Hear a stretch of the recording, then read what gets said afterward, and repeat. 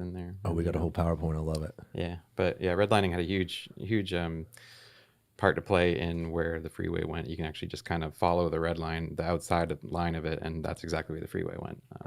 And to get the red color on that map, basically the number one, like if there was a presence of the language that they use, if there's presence of Negroes in that neighborhood, wow, you would get a D rating on the it was the HOLC, the Homeowners Loan Corporation.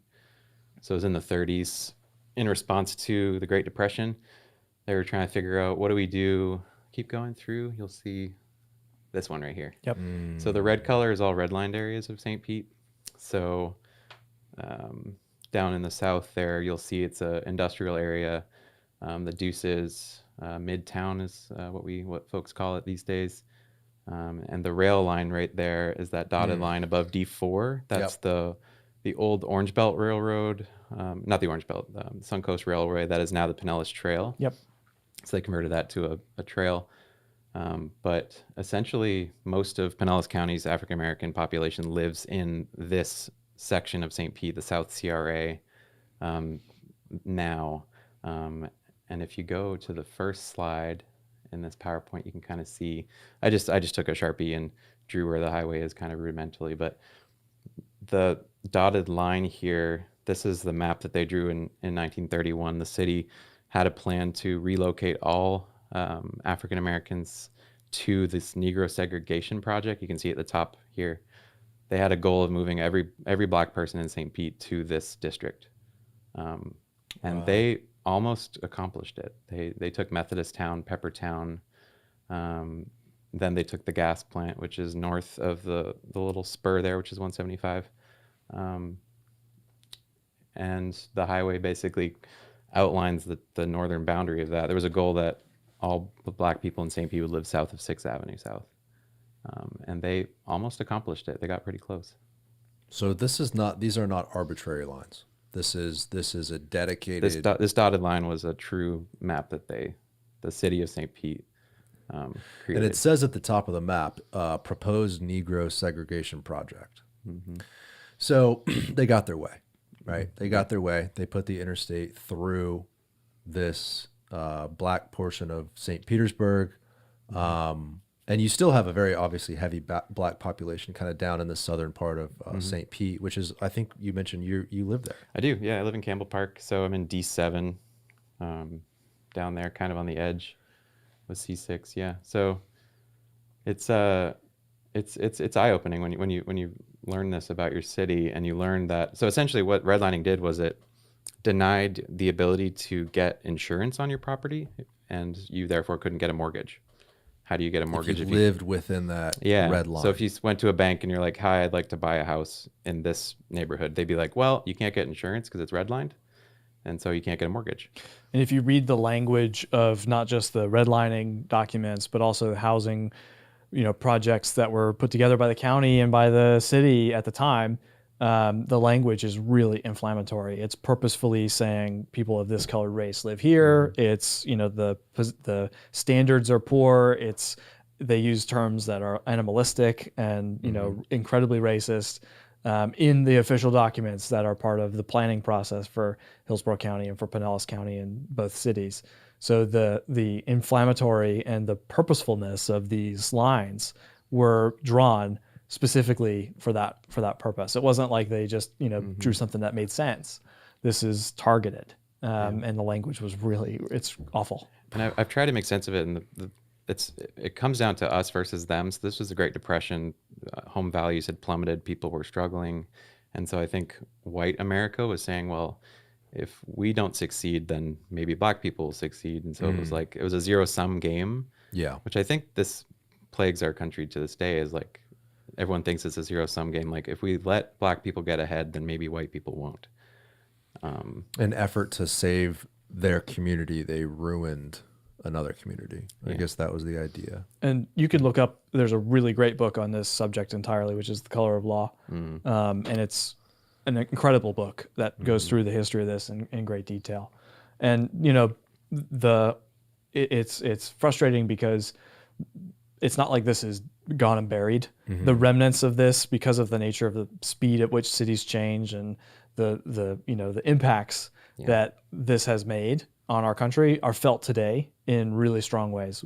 And when you hear Secretary Buttigieg talking about racist infrastructure and racism in the built environment, he's talking about the legacy of these types of things. And it's frustrating because you hear some folks on the other side, specifically Governor DeSantis, saying, "How can a highway be racist? Like, how can concrete be racist?" It's just it's a lack of understanding the history and the I have another the slide reason in where there. we are where we are. The FHA underwriting manual actually recommended cities build highways and arterial roads to divide white from black neighborhoods. It was a recommendation from the federal level. They said, build these roads to divide these two people together. So There's so much talk today about systemic racism. I mean, this is exactly it. It's the definition of it. And came from the top. Although we don't have those policies today, they clearly are still expressed in the infrastructure of our society. Yeah. And it's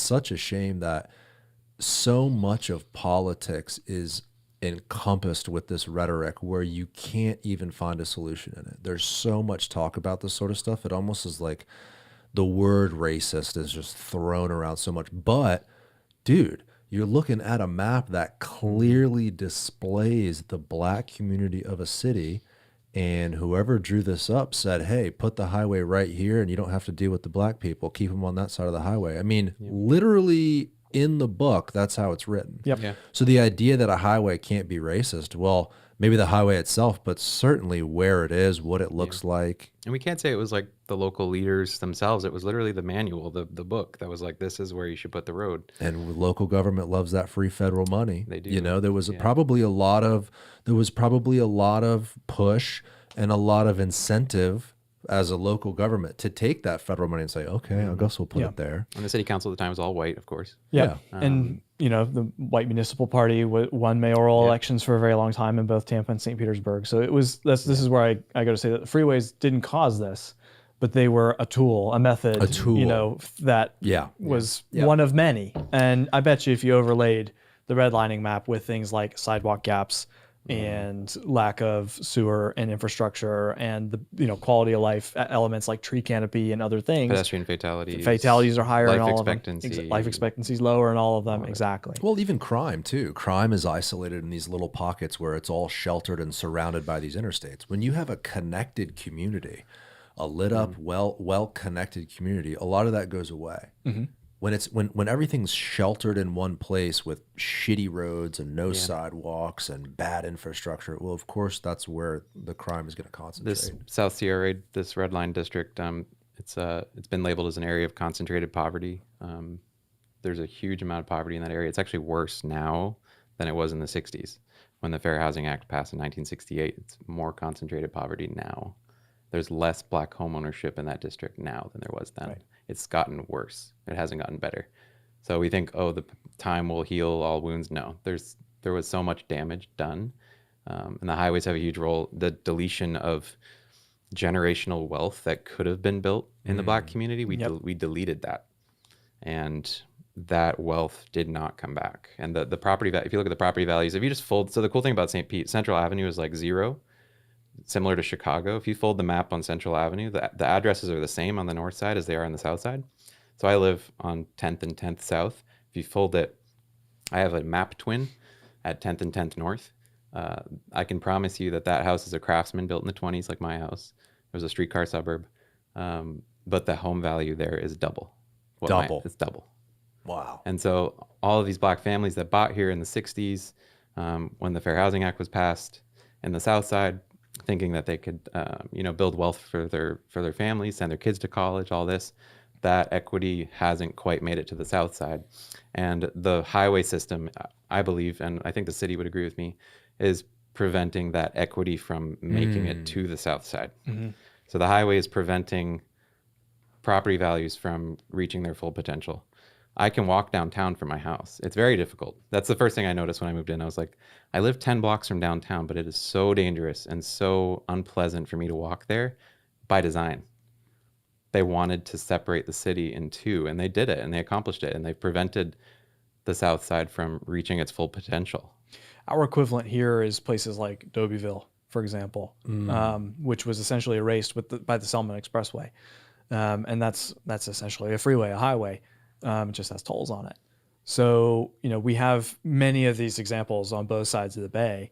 And this is where, the optimism side of this is that we can fix this. And it's a no pun intended, a great vehicle to capture that value and give it back to the people who have lost it over this, right, several generations, whether it's through a community land trust or building affordable housing or workforce development, you name it. The ability, I've even heard and seen some papers about people finding the descendants of the people who owned the land previously and finding a way to give them value back. So there's a way to fix it in an equitable way, and not just sort of getting folks back to baseline.